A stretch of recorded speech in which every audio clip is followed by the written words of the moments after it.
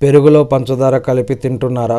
చాలామందికి పెరుగులో పంచదార కలిపి తినే అలవాటు ఉంటుంది. ఇది రుచిగా ఉండడంతో పాటు ఇలా తింటే మంచి జరుగుతుందని కొందరిలో నమ్మకం ఉంటుంది. ఉత్తర భారతదేశంలో ఎక్కువగా ఇలా తినే అలవాటు ఉంటుంది. కానీ పెరుగు, చక్కెర కలిపి తినడం ఆరోగ్యానికి మంచిది కాదని నిపుణులు చెప్తున్నారు. పెరుగు, పంచదార కలిపి తినడం వల్ల శరీరానికి అధిక క్యాలరీలు అందుతాయి. కొంతమందిలో ఇది బరువు పెరుగుదలకు దారితీస్తుంది.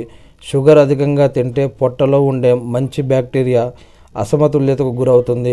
ఇది బ్యాక్టీరియాకు అంతరాయం కలిగిస్తుంది. పెరుగు, పంచదార కలిపి తినడం వల్ల వయసుతో సంబంధం లేకుండా మధుమేహం వచ్చే అవకాశాలు అధికమని వైద్యులు చెప్తున్నారు. రోజు పంచదార కలిపిన పెరుగు రోజు తింటే గనక దంతక్షయం వచ్చే అవకాశం ఉందట. పెరుగులో calcium, protein, vitamin D, magnesium ఉంటాయి. ఇవి మన ఆరోగ్యానికి మేలు చేస్తాయి. అందుకే పెరుగులో ఏం కలపకుండా తీసుకోవడం మంచిది.